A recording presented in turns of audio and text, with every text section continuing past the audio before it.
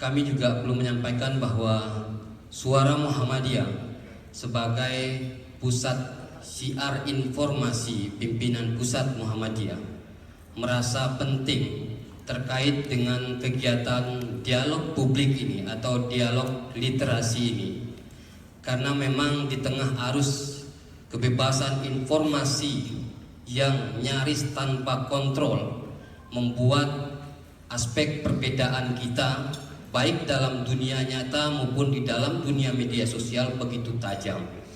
Maka kemudian pimpinan pusat Muhammadiyah atau Suara Muhammadiyah 2018 kemarin melalui Majelis Tarjih dan Tajdid pimpinan pusat Muhammadiyah, kita mengeluarkan buku fikih informasi yang berisi tentang bagaimana bijak di dalam dunia maya atau di dalam bermedia sosial, terutama sekali seperti yang disampaikan oleh Pak Menteri tadi terkait dengan budaya dan fenomena fitnah, informasi yang bersifat hoax dan informasi yang bersifat ghibah tadi.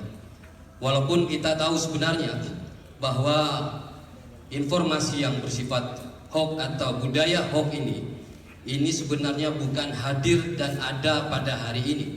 Tetapi di dalam sejarah Islam kita kenal bahwa informasi hoax ini hampir sama tuanya dengan sejarah kemanusiaan itu sendiri.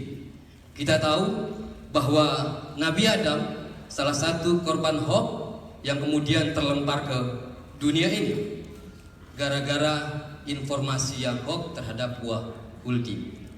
Siti Maryam juga menjadi korban dari hoax yang dituduh perzinahan yang mengeluarkan Nabi Isa tanpa ayah. Kemudian Nabi Nuh pun juga diterpa hoax yang disebut sebagai orang gila.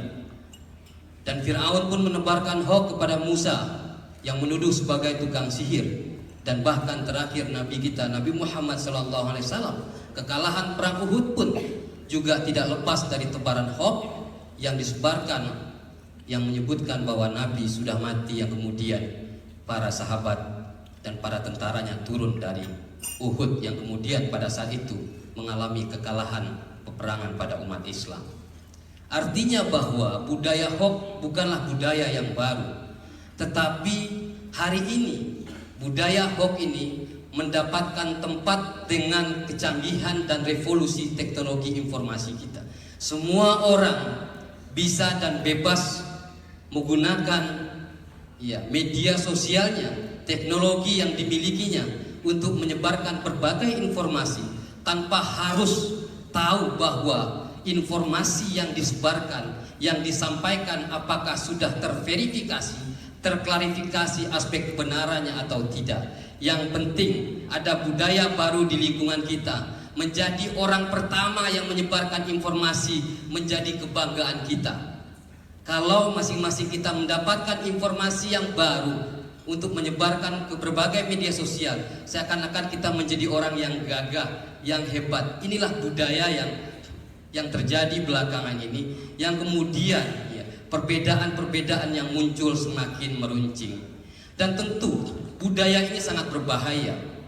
Kalau saya melihat dalam buku Ihya Ulumuddin Imam Al-Ghazali Hujjatul Islam, ada 4 kriteria manusia yang disebutkan oleh Imam Al-Ghazali.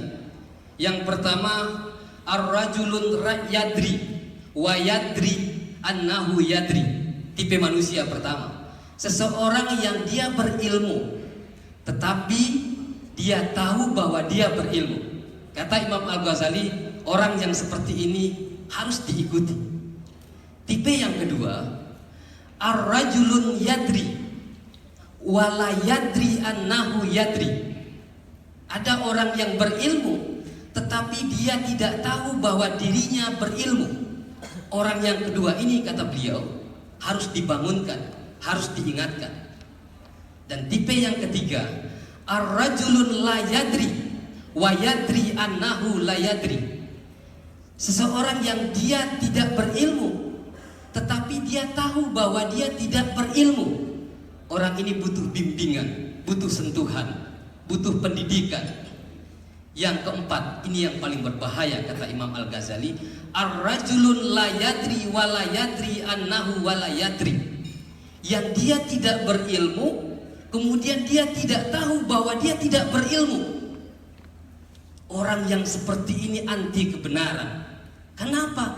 Karena dia sudah mematok kebenaran berdasarkan emosi dia, kecenderungan hatinya, tanpa mau menerima masukan-masukan. Oleh karena itu, kegiatan ini bagian dari kita menyadarkan secara bersama bagaimana informasi, ilmu pengetahuan dan kepakaran menjadi rujukan kita ke depan dalam bermedia sosial, dengan tujuan bagaimana perbedaan-perbedaan yang ada baik dalam dunia nyata maupun di dalam media sosial bisa kita kelola secara baik.